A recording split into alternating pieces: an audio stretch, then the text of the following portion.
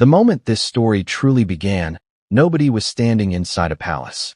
There were no trumpets, no breaking royal decree, no dramatic announcement from Buckingham Palace. Instead, it began thousands of miles away, under the California sun, where cameras flashed, headlines screamed, and one title was being used louder than ever before. Here's the shocking question no one wanted to ask out loud. Before we continue, please hit the like button, subscribe to the channel, and turn on the notification bell for updates. What if Meghan Markle didn't lose her royal standing in London, but in Los Angeles? Let that sit for a second. Because for years, we've been trained to believe one version of this story, that the monarchy was reactive, that King Charles was passive, that Meghan and Harry walked away and took their power with them. But what if that narrative was wrong? What if the crown never chased them because it didn't need to? What if the most decisive royal move of the modern era didn't look like punishment at all? And what if, while the world was watching one duchess demand relevance on red carpets, another duchess was quietly inheriting something far more dangerous than fame? Power. Not the loud kind, the lasting kind. Ask yourself this. Why would a 1,000-year-old institution rush to respond to podcasts, interviews, documentaries, and memoirs? Why would a king who waited over 70 years for his crown suddenly panic over Hollywood headlines? Unless silence wasn't weakness, unless silence was strategy. This story isn't about stripping a title. That's the distraction. This story is about how titles actually work when no one is looking, and why King Charles didn't remove anything from Meghan Markle. He simply made sure it stopped mattering. Think about it.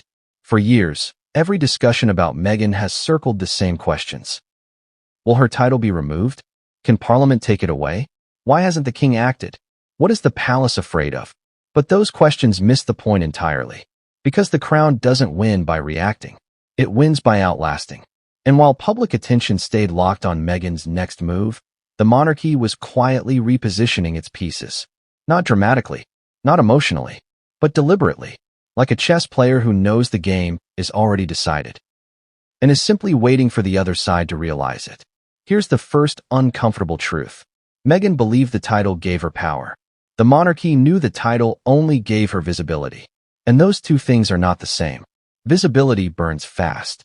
Power moves slowly. You can see visibility everywhere.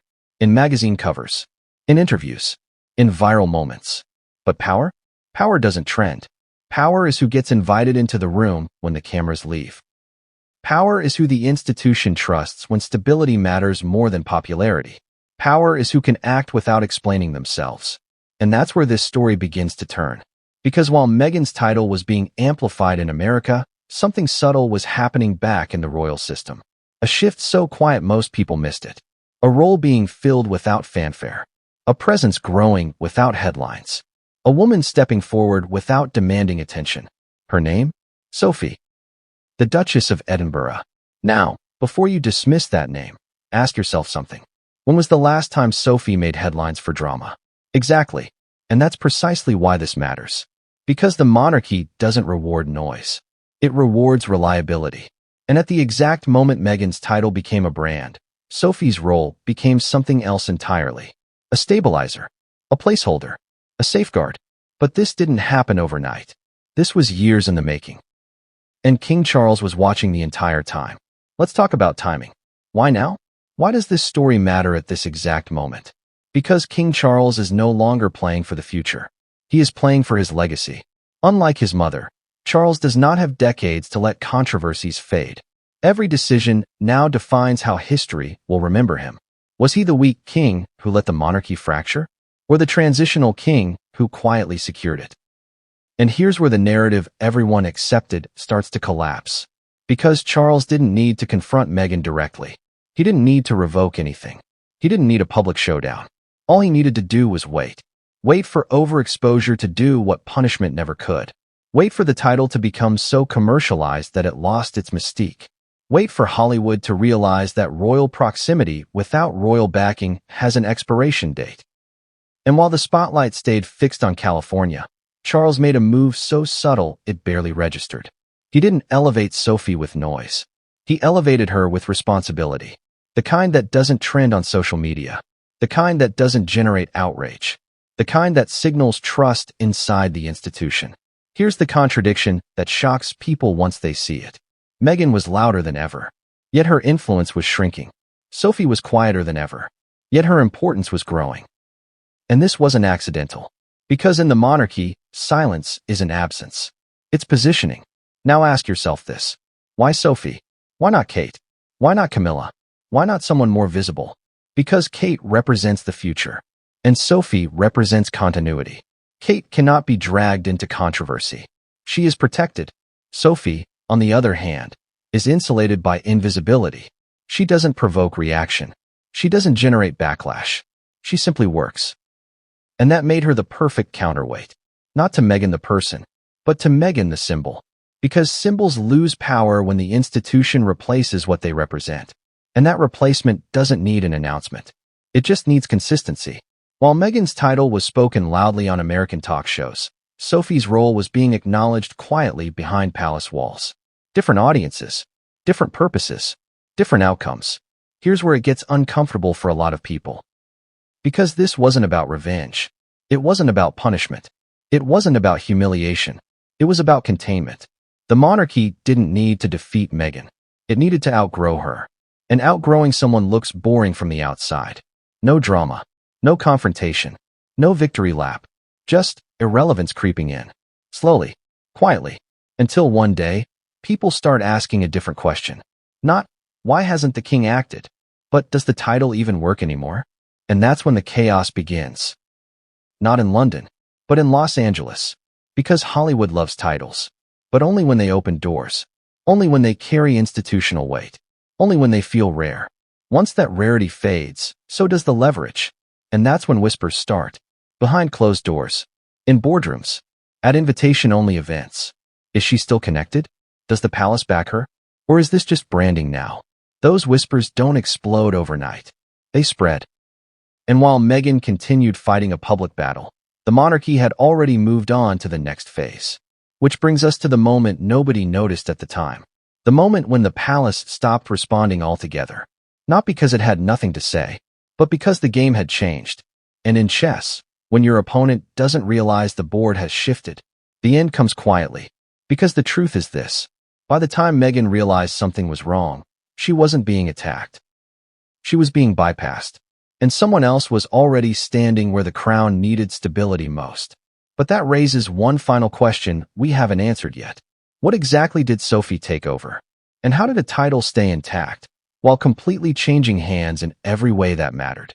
Because when you see that move clearly, everything else snaps into place. And once you understand it, you'll realize this was never chaos. It was checkmate. What does it really mean to have power in the modern monarchy? Most people assume it's about the titles, the public appearances, the flashing cameras, and the applause. They see the Duchess of Sussex walking into a room and think she owns it. They watch her headlines and Instagram posts and believe that visibility equals influence. But that assumption couldn't be further from the truth. In the world of the crown, power is measured in control, in longevity, and in who the institution trusts when the cameras leave. Visibility is loud. Power is silent. And understanding that distinction is key to understanding everything that happened next. Let's rewind. Imagine a young Meghan stepping into Buckingham Palace, wide-eyed and ambitious. She's married into history, and she knows that her every move is scrutinized. She's on the cover of magazines, interviewed by international media, and followed by paparazzi wherever she goes. To her, the title Duchess feels like a shield, a key, a source of authority. If she has a title, surely she has influence. Surely she can shape events. Surely she can make change happen. And why not? Titles have always commanded respect. A duchess should be listened to, revered even. But the monarchy operates differently. Titles are not power, they are instruments. A tool for structure, for hierarchy, for protocol. They grant access to events, but they do not confer decision-making authority beyond the formal boundaries of the institution. You can be Duchess of Sussex, but that doesn't automatically make your voice decisive in the corridors of power.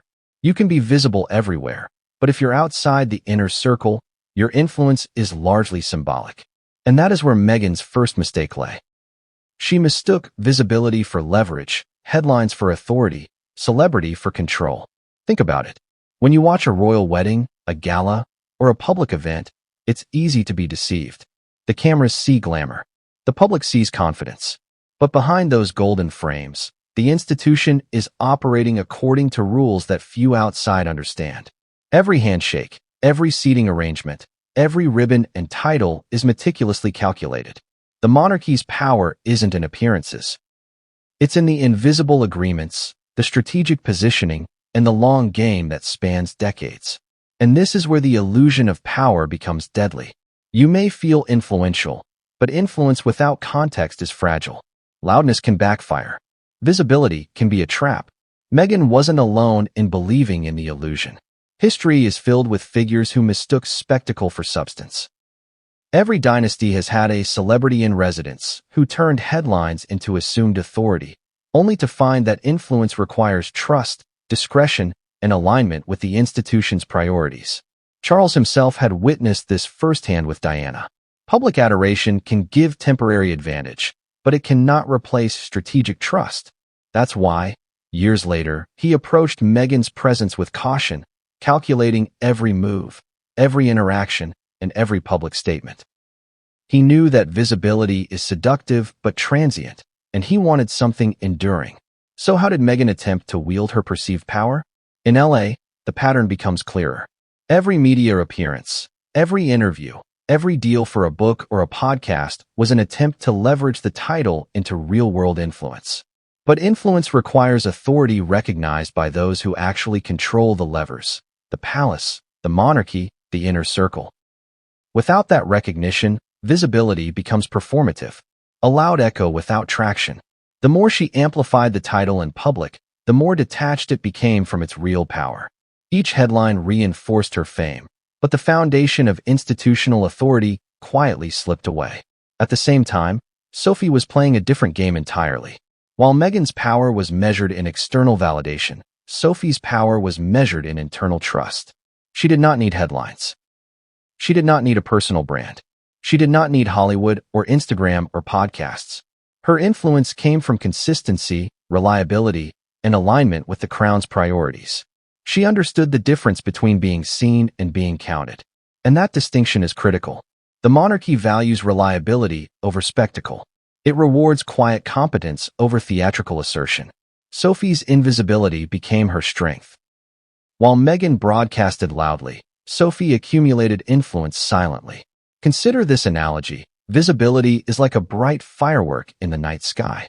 Everyone notices. Everyone talks about it. But it fades in seconds. Power is like a deep underground flame. It may not be visible. It may not attract immediate attention, but it burns steadily, warming everything around it. Meghan's firework dazzled millions, but it had no roots in the palace machinery. Sophie's underground flame ensured that when the firework extinguished, the space was already claimed. When the spectacle ends, power endures. And that is exactly what was happening behind the scenes. But the illusion of power is not just about perception. It is about expectation. Meghan expected that because she had a title, she would wield influence over decisions, protocols, and outcomes. She assumed her position granted authority beyond ceremony. But the monarchy has a different framework. Titles come with responsibilities, but not necessarily with autonomy. Public visibility cannot substitute for institutional trust. You can command attention, but you cannot command compliance. You can shape narratives in the press, but you cannot reshape an institution's internal priorities without support. And this is the invisible barrier Meghan faced from day one. Ask yourself, if you were in her position, would you have understood this distinction immediately? Most people would not. Most people interpret recognition as influence. Most people assume that the louder their voice, the greater the power. But institutions operate on a different plane. They are patient, hierarchical, and strategic. They operate across decades rather than years. They value continuity over personality. And when someone enters this system armed with only visibility, the risk of miscalculation is enormous. This is where Charles's strategy begins to take shape. He didn't need to engage publicly. He didn't need to strip titles and headlines. He simply needed to let the illusion of power unravel. He needed Meghan to discover, on her own, the limits of visibility when unaccompanied by institutional authority. And in doing so, The crown created a scenario where Sophie could quietly assume responsibility, ensuring stability while public attention remained elsewhere. The chessboard was being set, and the pieces were moving without public awareness. But the key lesson here is subtle. Power is not what you are given. It is what you are trusted to exercise. And when visibility is mistaken for power, it can be a trap. Meghan had a title. She had fame. She had audience adoration. But she lacked the mechanism to translate that into lasting influence within the institution. Meanwhile, Sophie had the trust, discretion, and alignment to consolidate authority, even if no one was watching. One loud, the other quiet. One reactive, the other strategic. One ephemeral, the other enduring. And that is how the illusion of power shapes the entire story. So the question becomes, how does someone like Meghan navigate a system that measures power differently from visibility? How does someone who dominates headlines realize that the influence she assumed she possessed was conditional, fragile, and increasingly irrelevant? And more importantly, how does the crown leverage this discrepancy to secure stability without drama? These are the questions that define the chessboard on which this entire narrative plays out. In this first chapter, we have set the stage. We have exposed the critical difference between perception and reality. We have introduced the key players, and we have hinted at the silent strategy unfolding behind palace walls. By now, it should be clear that the drama the world witnessed was not the mechanism of power, it was the illusion of it. And when illusions fade, only strategy remains.